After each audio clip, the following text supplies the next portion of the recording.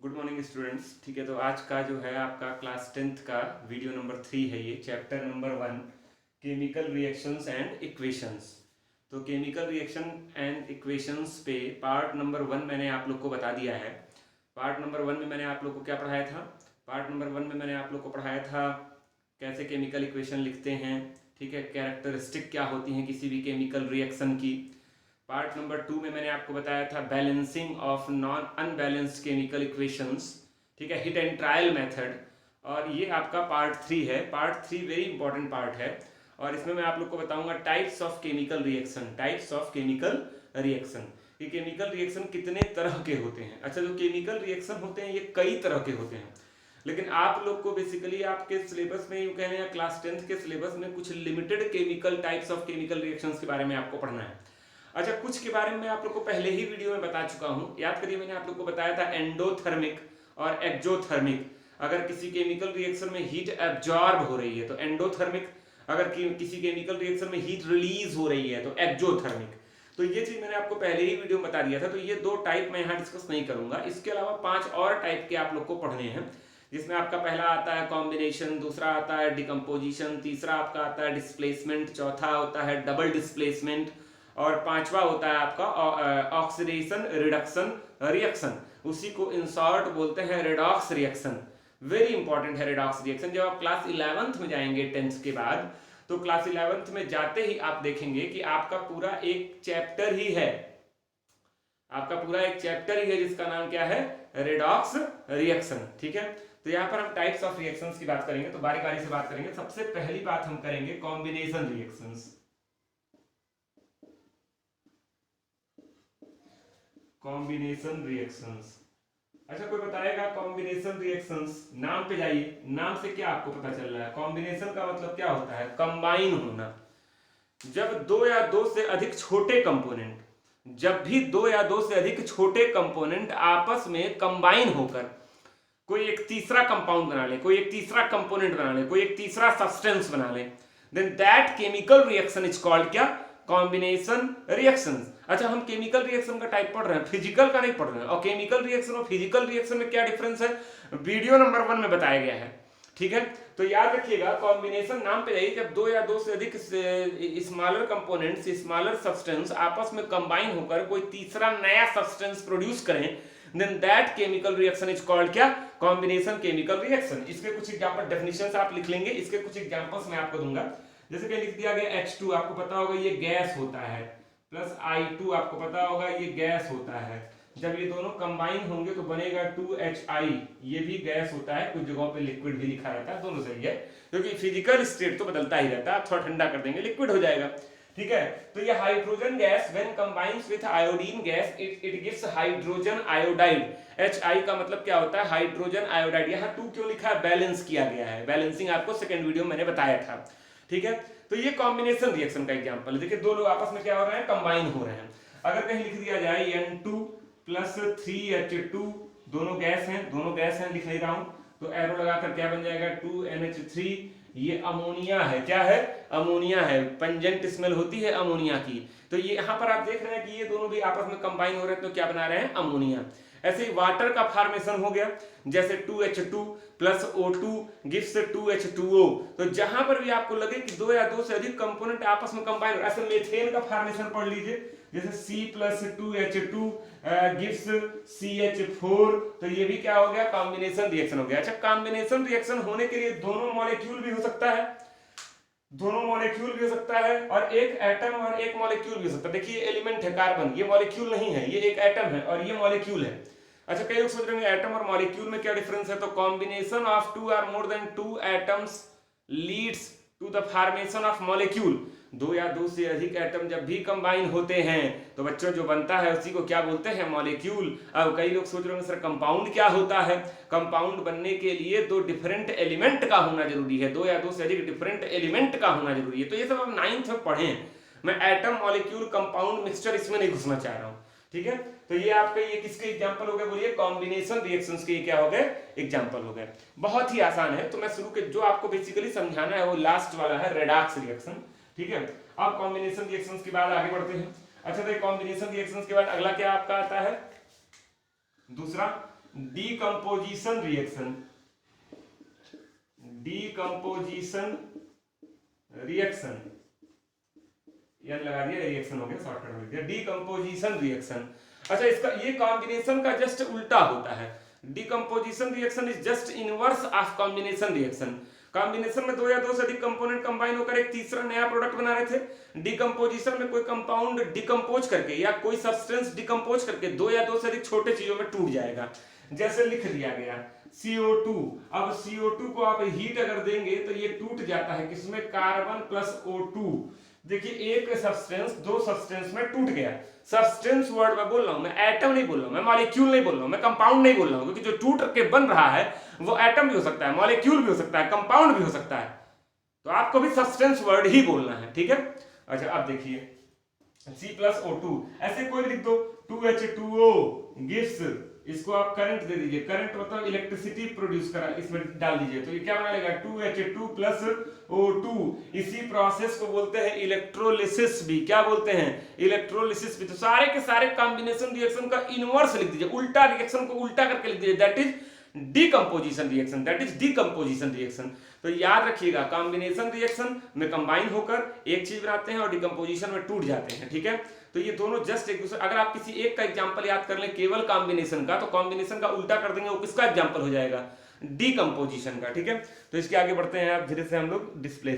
अब देखिए अभी मैंने आपको बताया डीकंपोजिशन, इसके बाद डिस्प्लेसमेंट था, लेकिन एक चीज और आप जान जाइए, जो डीकंपोजिशन रिएक्शन है वो आपका तीन तरह का होता है। पहला थर्मल, दूसरा इलेक्ट्रोलिटिक या कई लोग इसी को बोलते हैं इलेक्ट्रोलिसिस, और तीसरा फोटो। तीसरा क्या है, फोटो डिकंपोजिशन। तो यहां पर डिकंपोजिशन रिएक्शन भी तीन तरह का हो गया। अभी तीनों को आपको एग्जांपल देकर समझा रहा हूं। अच्छा तो थर्मल का मतलब थर्म माने क्या होता है, हीट। अगर किसी सब्सटेंस को हीट देकर दो या दो से अधिक सिंपलर सब्सटेंस में तोड़ दिया जाए then that is thermal decomposition.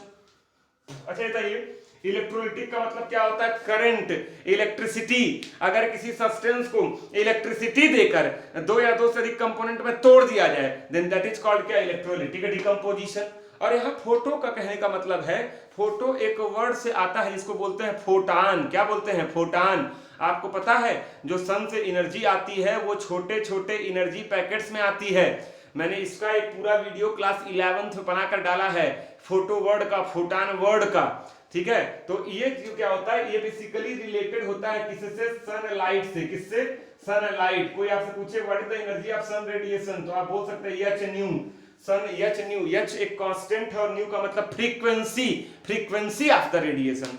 तो अगर हीट देकर तोड़ दिए तो थर्मल, करंट देकर तोड़ दिए तो इलेक्ट्रोलिटिक, और अगर सनलाइट के प्रेजेंस में तोड़ दिए तो फोटो, फोटो डिकंपोजिशन। तो तीनों का एक एग्जांपल देख लीजिए। थर्मल डिकंपोजिशन का एग्जांपल जैसे था, ये किसका एग्जांपल है, CaCO3। अभी पहला थर्मल का बता रहा हूं, थर्मल, ठीक है। CaCO3 इसको आप बोलते हैं कैल्शियम कार्बोनेट। ये किस अवस्था में होता है, सॉलिड, सॉलिड फेज में होता है। इसको आप हीट देंगे तो ये टूट जाएगा, CaO, कैल्शियम ऑक्साइड। इसी को बोलते हैं क्विक लाइम। क्या बोलते हैं, क्विक लाइम। ये क्या होता है, लिक्विड होता है। और plus CO2, carbon dioxide gas. तो ये क्या देने पर टूटा है, हीट देने पर टूटा है। तो ये किसका एग्जांपल हो गया, थर्मल डिकंपोजिशन का एग्जांपल हो गया। डेफिनेशन में आप क्या लिखेंगे, when any substance gets decomposes into two और more simpler substance by application of heat is called thermal decomposition. तो आप थर्मल डिकंपोजिशन का डेफिनेशन एक लाइन का और उसका ये एग्जांपल नोट कर लीजिएगा, ठीक है। आगे बढ़ते हैं, इलेक्ट्रोलिटिक डिकंपोजिशन,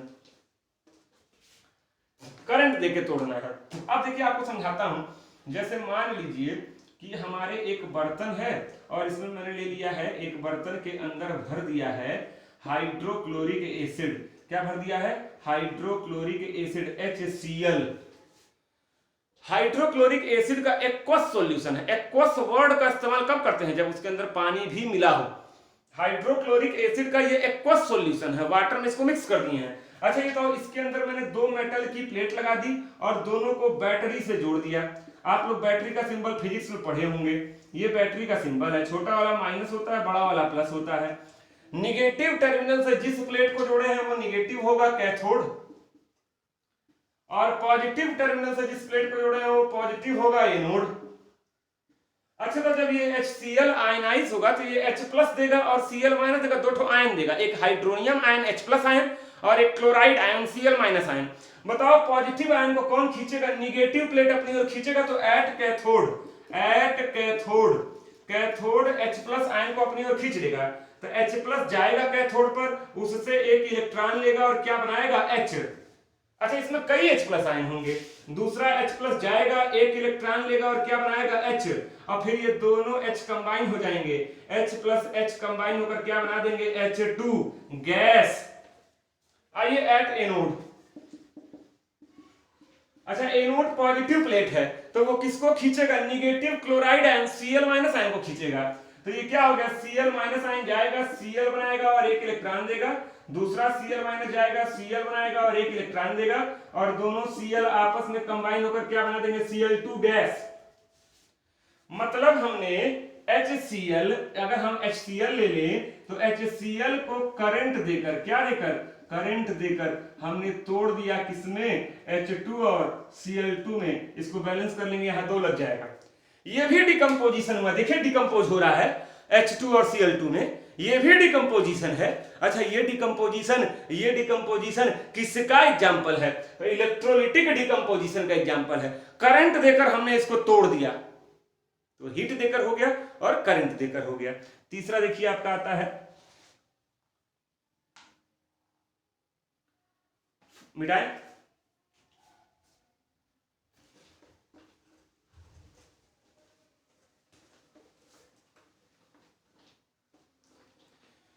जैसे अगर आपको लिख दिया जाए, तीसरे का एग्जांपल देने जा रहा हूं फोटो का, जैसे लिख दिया जाए 2HI को बोलते हैं हाइड्रोजन आयोडाइड, ठीक है।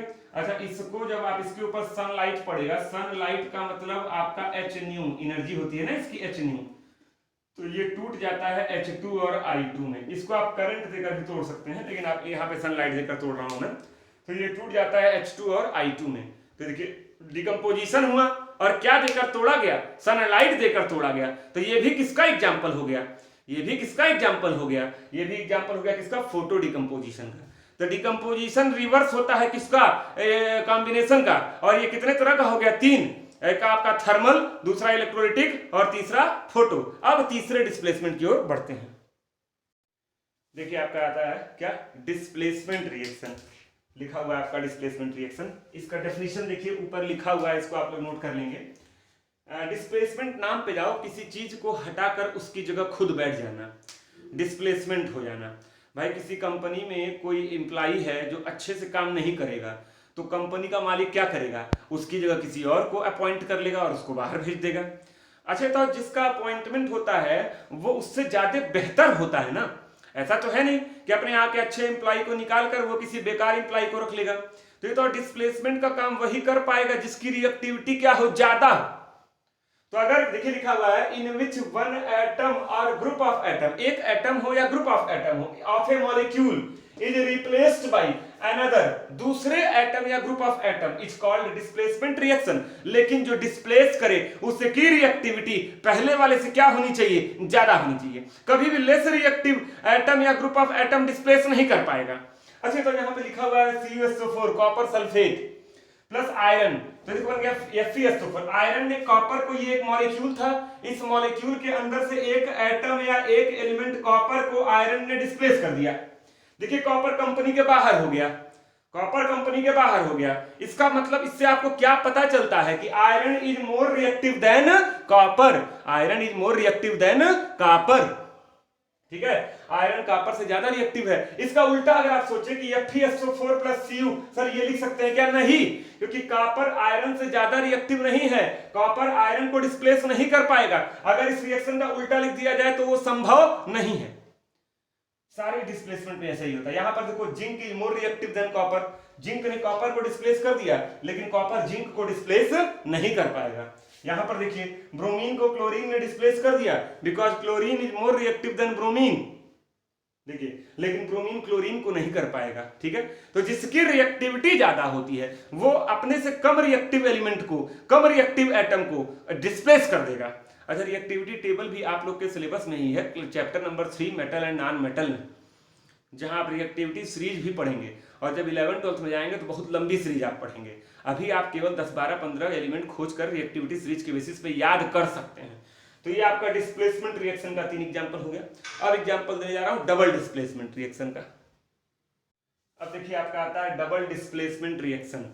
डबल डिस्प्लेसमेंट रिएक्शंस में आयंस एक्सचेंज करते हैं।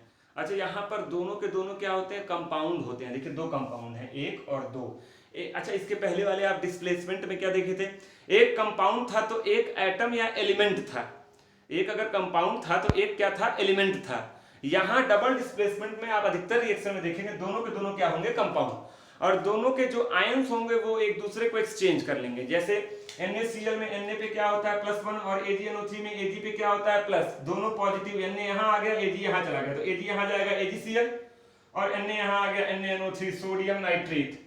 यहाँ पर भी देखिए बेरियम यहाँ चला गया तो BaSO4 और 2 हाइड्रोजन 2 क्लोरीन मिलकर क्या बना लिया, 2HCl। ठीक है, तो याद रखिएगा in which the two reacting ionic compound, यहाँ दिया हुआ है आयनिक कंपाउंड, लेकिन एक्चुअली कोई जरूरी नहीं कि सारे आयनिक कंपाउंड हो। बुक्स में लिखा रहता है आयनिक कंपाउंड, इसलिए मैंने ये आपको बताया है, लेकिन कोई जरूरी नहीं सारे ये आयनिक कंपाउंड है, ये आयनिक कंपाउंड है, ये आयनिक कंपाउंड है, लेकिन ये आयनिक कंपाउंड नहीं है। लेकिन जब ये वाटर में होगा, एक्वस सॉल्यूशन होगा, तो ये अपने आयंस प्रोड्यूस करेगा। H2SO4 एक कोवेलेंट कंपाउंड है, इसके अंदर कोवेलेंट और कोऑर्डिनेट बॉन्ड होते हैं। जब ये आयनाइज होगा तो ये H+ आयन देगा। तो यहाँ आयनिक कंपाउंड कहने का सेंस यही है कि जब रिएक्शन के दौरान उसके आयंस आपस में एक्सचेंज हो जाएं, exchange there ions called double displacement reactions. तो याद रखना डिस्प्लेसमेंट में एक कंपाउंड था और एक एलिमेंट था, और डबल डिस्प्लेसमेंट में दोनों कंपाउंड और दोनों के एक एक आयन एक दूसरे की जगह जाकर बैठ गए, जस्ट एक्सचेंज हो गए। तो कॉम्बिनेशन में कंबाइन हो रहे थे, डिकम्पोजिशन में टूट रहे थे, डिस्प्लेसमेंट में एक कंपाउंड था एक एलिमेंट था, एलिमेंट जाकर डिस्प्लेस कर रहा था। डबल डिस्प्लेसमेंट में दोनों कंपाउंड थे और दोनों के आयंस एक्सचेंज हो रहे थे। एक्सोथर्मिक आपको पहले वीडियो में बता चुका हूं, जिसमें हीट क्या होती है, रिलीज होती है, ऐसे रिएक्शन जिसमें हीट रिलीज हो। एंडोथर्मिक ऐसे रिएक्शन जिसमें हीट एब्जॉर्ब हो। अब जो आखिरी आपका है रेडॉक्स रिएक्शन, वो 5वां मैं आपको बताने जा रहा हूं। ठीक है, अब देखिए आपका आता है अगला टॉपिक है रेडॉक्स रिएक्शन, 5वां। ठीक है, ये आपको पता होगा कि रेडॉक्स जो है 2 वर्ड से बना हुआ है, एक होता है रेड और एक होता है ऑक्स। रेड का मतलब यहाँ रिडक्शन है, लाल नहीं है, और ऑक्स का मतलब यहाँ ऑक्सीडेशन है। तो रेडॉक्स का फुल फॉर्म हो गया रिडक्शन ऑक्सीडेशन रिएक्शन या ऑक्सीडेशन रिडक्शन रिएक्शन। ठीक है, अब देखिए दोनों को आपको समझाता हूं बारी बारी कि ऑक्सीडेशन क्या है और रिडक्शन क्या है। देखिए यहां लिखा हुआ है क्लासिकल कॉन्सेप्ट। ऑक्सीडेशन और रिडक्शन को समझने के 2 तरीके हैं, एक आपका होता है क्लासिकल कॉन्सेप्ट, एक आपका होता है मॉडर्न कॉन्सेप्ट। जो क्लास 11th में आप पढ़ेंगे वो आपका मॉडर्न कॉन्सेप्ट है, लेकिन क्लास 11th वाला भी थोड़ा सा मैं आपको बताऊंगा। यहाँ पर 10th में क्या दिया हुआ है, क्लासिकल कॉन्सेप्ट दिया हुआ है, जो बहुत ही आसान है और गलत भी है, सही भी नहीं है। जो सही है वो 11th वाला है, मॉडर्न कॉन्सेप्ट है जो आप आगे चलकर पढ़ेंगे। एक चैप्टर ही है यार इस नाम का, रेडॉक्स रिएक्शन नाम का एक चैप्टर ही है। ठीक है, 11th में जब वीडियो में डालूंगा रेडॉक्स रिएक्शन का, तो बहुत डिटेल से कम 10 वीडियो उस पर बनाऊंगा, आधे घंटे का, 1 घंटे का, और 10 वीडियो में आपको क्लियर होगा कि रेडॉक्स रिएक्शन क्या है। फिर भी अपने सामर्थ्य के अनुसार मैं आपको जो है थोड़ा बहुत समझाने की कोशिश करता हूं। देखिए लिखा हुआ पहला पॉइंट क्या, ऑक्सीडेशन आपको बताने जा रहा हूं। एडिशन ऑफ ऑक्सीजन और removal of hydrogen is called oxidation. किसी भी रिएक्शन में आपको ऐसा लगे ऑक्सीजन ऐड हो रहा है, जुड़ रहा है, या आपको लगे हाइड्रोजन निकल रहा है, ऑक्सीजन ऐड हो रहा है या हाइड्रोजन निकल रहा है, तो दोनों के दोनों प्रोसेस को आप चिल्लाकर बोल देंगे ये क्या है, ऑक्सीडेशन है। अगर ऑक्सीजन ऐड हो या हाइड्रोजन अलग हो तो ऑक्सीडेशन, और इसका उल्टा, अच्छा ऑक्सीजन ऐड वाला ऑक्सीडेशन था तो ऑक्सीजन रिमूव वाला रिडक्शन, हाइड्रोजन रिमूव वाला ऑक्सीडेशन था तो हाइड्रोजन ऐड वाला रिडक्शन। तो देखिए लिखा हुआ है addition of oxygen removal of hydrogen, याद देखिए लिखा हुआ है एडिशन ऑफ हाइड्रोजन और removal of oxygen is called reduction. याद देखिए कार्बन में ऑक्सीजन ऐड हुआ तो CO2 बन गया, तो ये ऑक्सीडेशन हो गया। ये देखिए CH4 में से हाइड्रोजन अलग हो गया, देखिए कार्बन अलग हाइड्रोजन अलग, तो ये आपका क्या हो गया, ऑक्सीडेशन हो गया। इसी का उल्टा यहाँ लिख दिया, देखो CO2 में से O2 अलग हुआ ऑक्सीजन, तो ये क्या हो गया, रिडक्शन। देखो हाइड्रोजन जुड़ रहा है तो ये क्या हो गया, रिडक्शन। तो एडिशन ऑफ ऑक्सीजन या removal of hydrogen is called oxidation and addition of hydrogen या removal of oxygen is called reduction. तो ये आपकी किताब में दिया हुआ है, ऑक्सीडेशन और रिडक्शन की डेफिनेशन अगर कहा जाए 10th के सिलेबस के अकॉर्डिंग तो खत्म हो गया, यही तो है, यही तो है। अब थोड़ा इसका आपको मैं समझाता हूं मॉडर्न कॉन्सेप्ट। तो रेडॉक्स दो वर्ड से बना हुआ है, रेड और ऑक्स, ये समझ गए। क्लासिकल कॉन्सेप्ट क्या कहता है वो आपको दो एग्जांपल देकर समझा दिया हूं। अब आपको समझाता हूं मॉडर्न कॉन्सेप्ट। अब देखिए आपका आता है modern concept of redox reaction. अच्छा, आपको पता है केमिस्ट्री के जितने भी मॉडर्न कॉन्सेप्ट होते हैं सब के सब किस पर बेस्ड होते हैं? इलेक्ट्रॉन पर बेस्ड होते हैं, इसीलिए इसको बोलते हैं इलेक्ट्रॉनिक कॉन्सेप्ट। आप क्लास 9th में नील्स बोर का आपने इलेक्ट्रॉनिक कन्फिग्रेशन पढ़ा भी होगा, 281, 282, 283, 284 पढ़ा है कि नहीं पढ़ा है ऐसे, ठीक है, वो आपको आना चाहिए 1 से 20 तक, ठीक है। अब आगे बढ़ते हैं। इलेक्ट्रॉनिक कॉन्सेप्ट क्या कहता है कि अगर किसी प्रोसेस में आपको लगे कि इलेक्ट्रॉन दिया जा रहा है, इलेक्ट्रॉन निकाला जा रहा है, अपने अंदर से बाहर निकाल कर किसी को दिया है, भाई 100 रुपया देना तो हम 100 रुपया निकालते हैं फिर ना किसी को देते हैं। अगर आपको ऐसा लगे कि इलेक्ट्रॉन दिया जा रहा है then that process is called oxidation.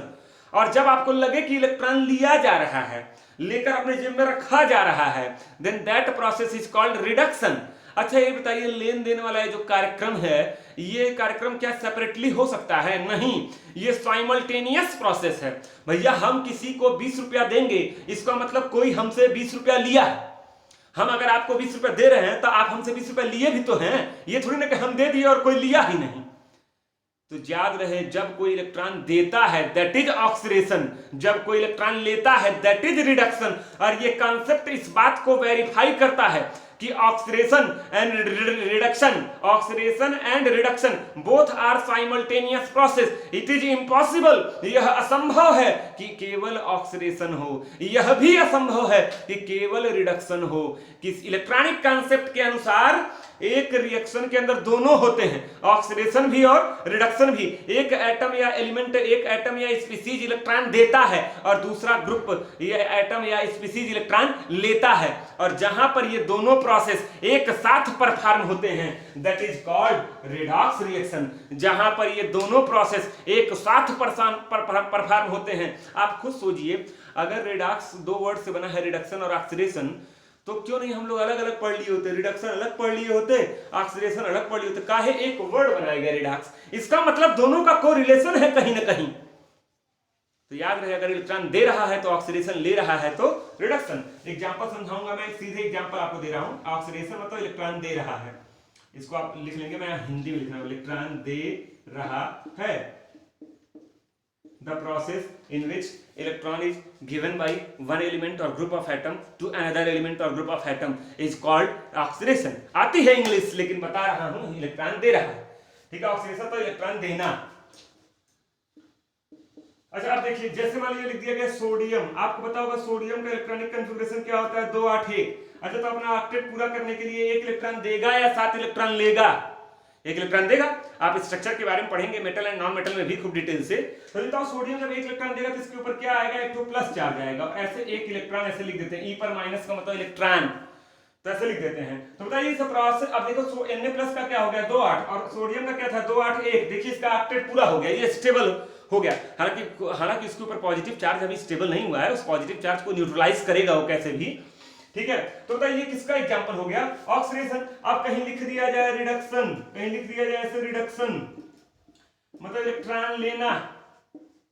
अब मान लो कहीं पर क्लोरीन है, क्लोरीन कब होता है? 2, 8, 7। बताओ 7 इलेक्ट्रॉन देगा या 1 लेगा? 1 लेगा, तो 1 इलेक्ट्रॉन ले लिया, तो इसकी खोपड़ी पे क्या आएगा? माइनस आएगा, ठीक है। इसका हो गया 2, 8, 8। देखिए स्टेबल हो गया, 8 हो गया। तो ये यहां पर इलेक्ट्रॉन दे रहा है तो ये ऑक्सीडेशन, यहां पर इलेक्ट्रॉन ले रहा है तो ये रिडक्शन। अच्छा, अब इन दोनों को जोड़ दीजिए। जब इन दोनों को आप जोड़ेंगे, देखिए इसके राइट में इलेक्ट्रॉन है 1 और इसके लेफ्ट में है इलेक्ट्रॉन 1 है, इज इक्वल टू का साइन है, मैथ समझ लीजिए सिंपल। इलेक्ट्रॉन कट जाएगा, बोलिए, और इधर क्या बचेगा? Na और Cl, और उधर क्या बचेगा? Na+ और Cl-। तो देखिए क्या हो गया? Na+ Cl gives NaCl। अब इसको आप बैलेंस कर लेंगे तो N2Na+ Cl2 गिव्स 2NaCl हो जाएगा। ये क्या है? कोई बताएगा ये क्या है? यही रेडॉक्स रिएक्शन है, यही रेडॉक्स रिएक्शन है। आप खुद सोचिए, यहां पर सोडियम इलेक्ट्रॉन दे रहा है और क्लोरीन इलेक्ट्रॉन ले रहा है, तभी तो ये रिएक्शन परफॉर्म हुआ। सोडियम इलेक्ट्रॉन दे रहा है और क्लोरीन इलेक्ट्रॉन ले रहा है, तभी तो ये रिएक्शन परफॉर्म हुआ। ये एक रेडॉक्स रिएक्शन है। सोडियम का क्या हो रहा है कोई पूछे, ऑक्सीडेशन। क्लोरीन का क्या हो रहा है कोई पूछे, रिडक्शन। ठीक है, अब मैं आपको कुछ और एग्जांपल भी दूंगा ऑक्सीडेशन और रिडक्शन के। अब जैसे एक इसको नोट कर लेना बकायदे, ठीक है। अब देखो जैसे लिख दिया जाए Mg गिव्स Mg पे +2 और 2 इलेक्ट्रॉन। ये बताइए, ये 2 इलेक्ट्रॉन दे रहा है तो ये क्या हो गया, ऑक्सीडेशन। ऑक्सीडेशन पहचानने का एक तरीका और है, चार्ज बढ़ जाता है। बताओ Mg पर कितना चार्ज है, 0, और यहां कितना चार्ज है, +2। तो 0 से +2 बढ़ रहा है तो ऑक्सीडेशन, और अगर घट रहा है तो रिडक्शन। जैसे Al गिव्स Al पे +3, तो 0 से +3 बढ़ रहा है तो ये क्या हो गया, ऑक्सीडेशन। +3 इलेक्ट्रॉन लिखना चाहे तो लिख दें, कोनो जरूरी नहीं है, अंडरस्टूड है वो, ठीक है। अच्छा, रिडक्शन में घटेगा, रिडक्शन में चार्ज क्या होगा, घटेगा। जैसे देखिए रिडक्शन,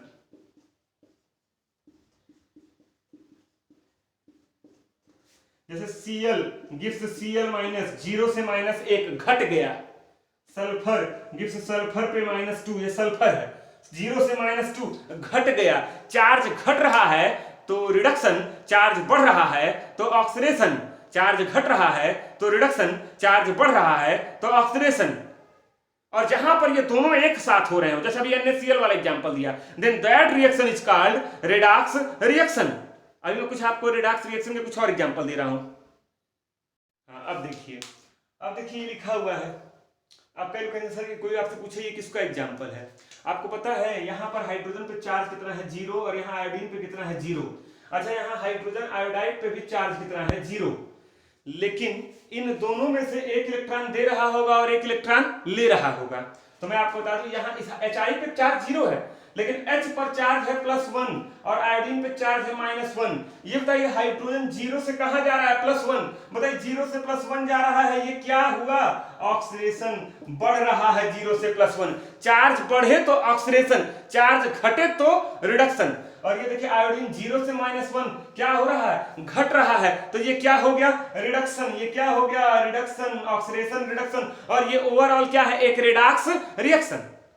अच्छा, ऐसे यहां आइए, कार्बन का एक पूरे पे क्या चार्ज है, 0। देखिए दिख नहीं रहा है, कोई चार्ज दिख नहीं रहा है, लिखा नहीं है, मतलब 0 है। कार्बन पे क्या होगा, +4, ऑक्सीजन पे -2, एक ऑक्सीजन पे। यहाँ कार्बन पे 0 और ऑक्सीजन का भी 0। ये बताइए +4 से 0 घट रहा है, रिडक्शन।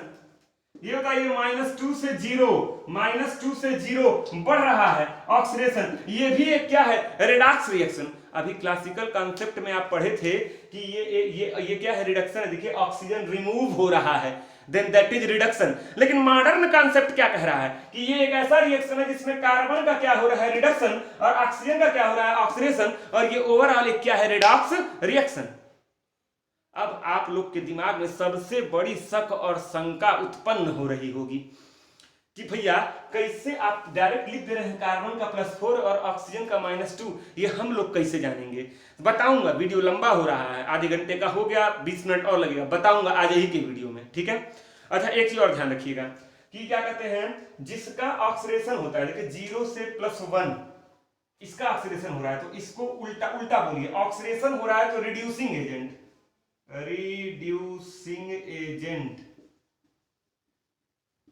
और जिसका रिडक्शन हो रहा है उसको बोलते हैं ऑक्सीडाइजिंग एजेंट। याद करना बड़ा आसान है। रिडक्शन हो रहा है तो वो खुद क्या हुआ, ऑक्सीडाइजिंग एजेंट, और ऑक्सीडेशन हो रहा है तो वो खुद क्या हुआ, रिड्यूसिंग एजेंट, जस्ट उल्टा। अच्छा, इसको यहाँ पे देखो, इसी CO2 में एक बार घट रहा है एक बार बढ़ रहा है, तो ये पूरा CO2 ही रिड्यूसिंग एजेंट भी है, ए माने एजेंट, और यही ऑक्सीडाइजिंग एजेंट भी है, ए माने एजेंट। कई लोग इसको रिडक्टेंट और ऑक्सीडेंट भी बोलते हैं, तो वो भी सही है। याद रखिएगा, अगर चार्ज बढ़ रहा है तो ऑक्सीडेशन, चार्ज घट रहा है तो रिडक्शन। जिसका ऑक्सीडेशन हो रहा है वो खुद रिड्यूसिंग एजेंट, उल्टा जिसका रिडक्शन हो रहा है वो खुद ऑक्सीडाइजिंग एजेंट। यार, अब जो आपके मन का सबसे बड़ा क्वेश्चन है, सर आप कैसे डायरेक्ट इसका +4 लिख दिए, हम लोग कैसे जानेंगे +4 होता है। वो ऑक्सीजन का -2 लिख दिए, हम लोग कैसे जानेंगे -2 होता है?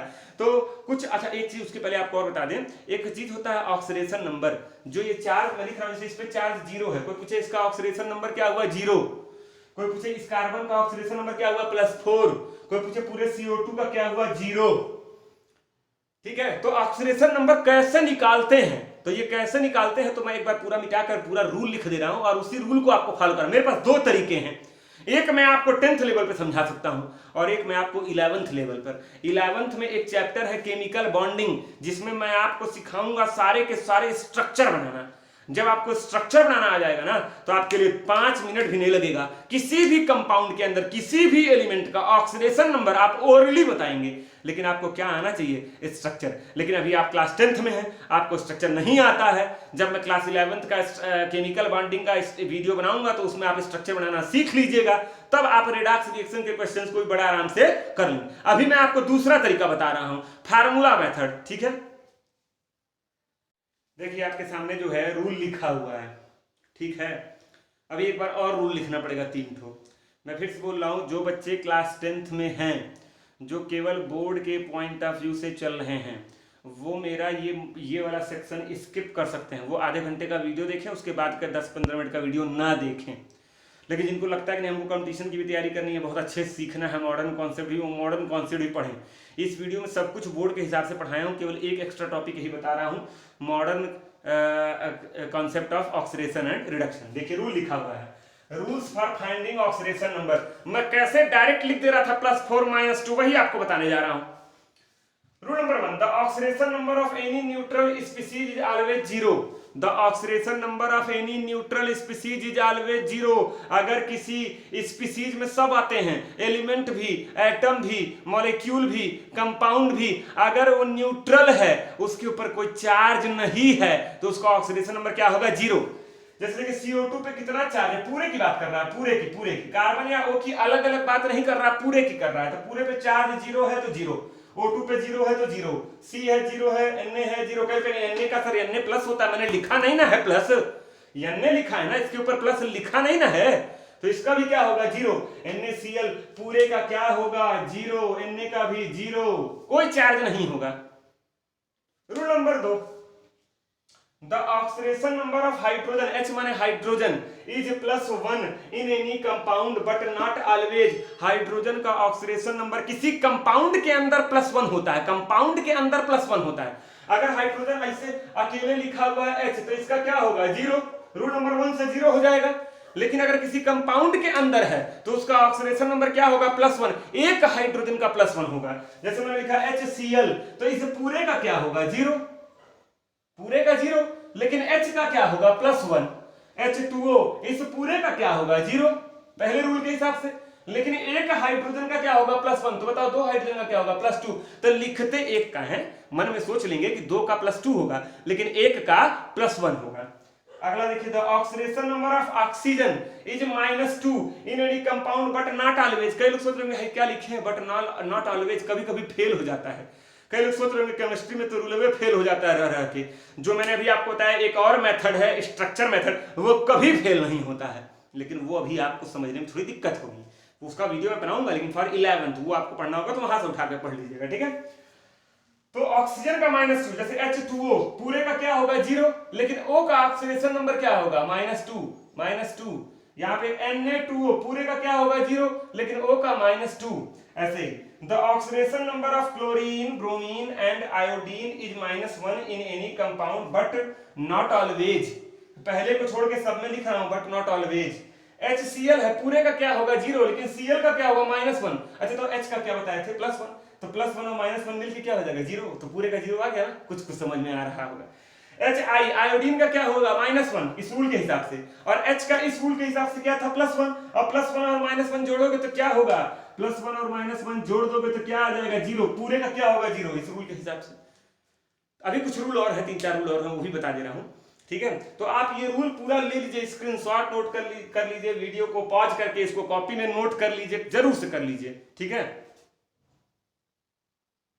देखिए आपका अगला रूल, चौथा rule, the oxidation number of fluorine is always -1 in any compound.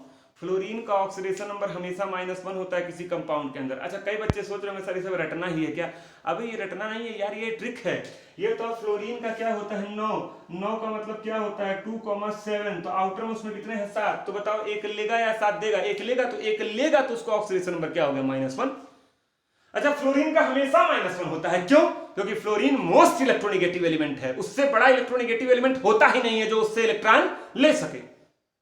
ठीक है, ऐसे ही सबका है। अब ऑक्सीजन का भी करेंगे तो होता है 8 का होता है 2,6, तो आउटर मोस्ट में 6 है तो 2 इलेक्ट्रॉन लेगा 8 पूरा करने के लिए, तो -2। लेकिन फिलहाल आप इसको याद करिए, ठीक है। तो oxidation number of fluorine is always -1 in any compound. अच्छा, तो अगर मैं ऐसे लिख दूं F, बताओ इसका ऑक्सीडेशन नंबर। कई बच्चे चिल्लाएंगे -1 बट 0। जब कोई न्यूट्रल स्पीसीज होता है जिस पर कोई चार्ज न लिखा हो तो उसका ऑक्सीडेशन नंबर क्या होता है 0। मैंने यहां लिखा है इन एनी कंपाउंड, कंपाउंड में -1 होगा, कंपाउंड में -1 होगा, ऐसे तो 0 ही हो जाएगा जब कोई चार्ज नहीं है। The oxidation number of alkali metals, जो पीरियोडिक टेबल का पहला ग्रुप होता है, पहला ग्रुप आप लोग के सिलेबस में 5वां चैप्टर पीरियोडिक टेबल वाला ही है। जो पहला ग्रुप होता है उसको बोलते हैं एल्कली मेटल। देखिए 6 एलिमेंट होते हैं, सबका नाम लिखा है, lithium, sodium, potassium, rubidium, caesium, francium. इन 6 का ऑक्सीडेशन नंबर होता है +1 किसी कंपाउंड के अंदर।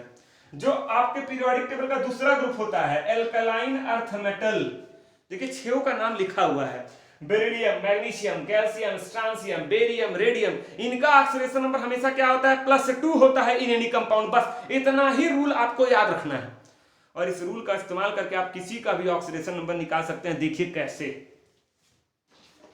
इसको नोट कर लीजिएगा, स्क्रीनशॉट ले लीजिएगा, ठीक है।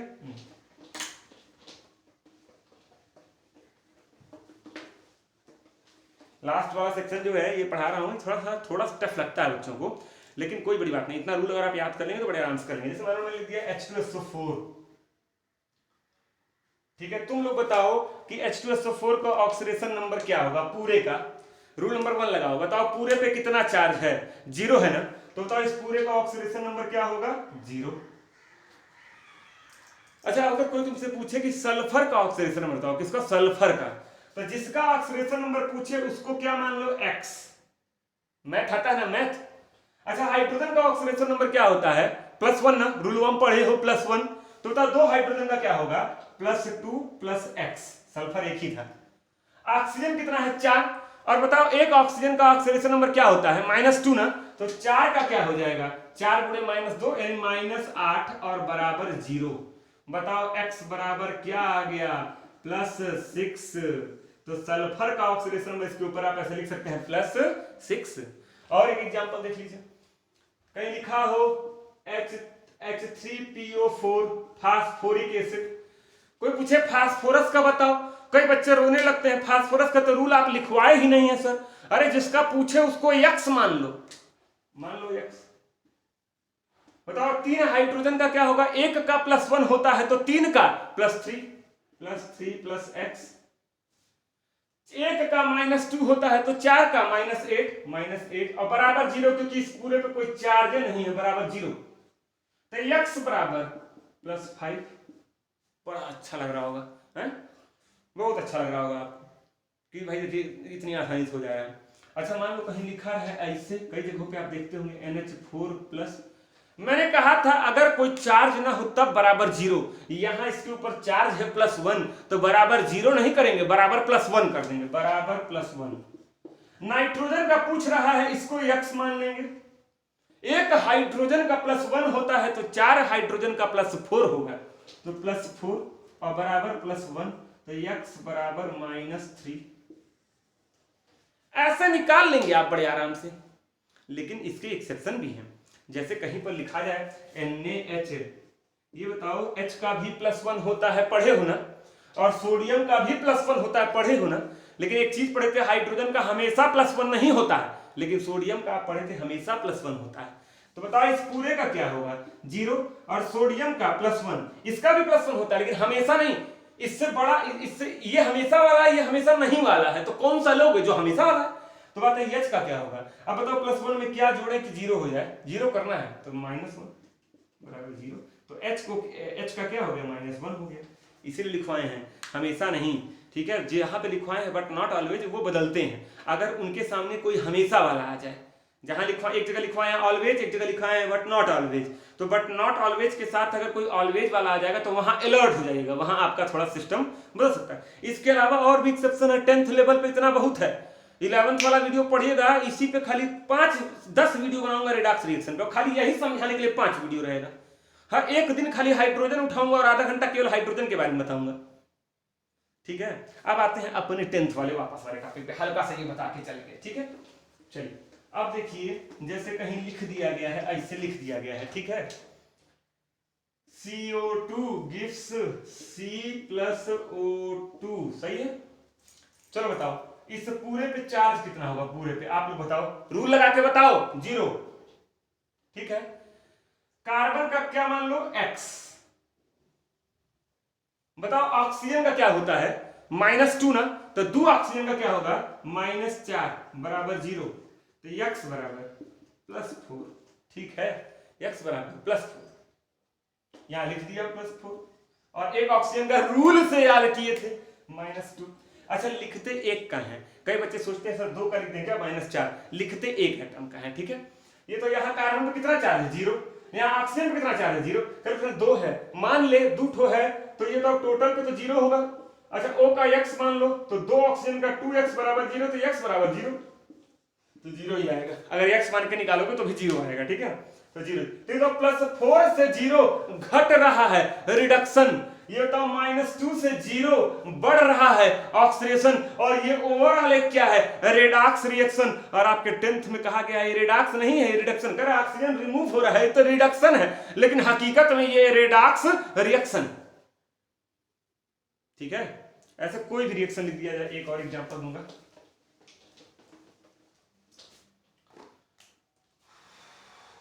जैसे 2H2 + O2 gives 2H2O। ये तो H का 0, x मान के निकालो, O का 0, फिर 2 का है -4 लिख दीजिए सर। कंपाउंड में होता है ना -2, ये कंपाउंड थोड़ी ना है, कंपाउंड होने के लिए डिफरेंट एलिमेंट होना जरूरी है। ठीक है, यहां पर देखिए H का +1, O का -2। अच्छा, यहाँ x मानना पड़ा नहीं ना, क्योंकि दोनों का रूल आप पढ़े थे तो डायरेक्ट लिख दिए।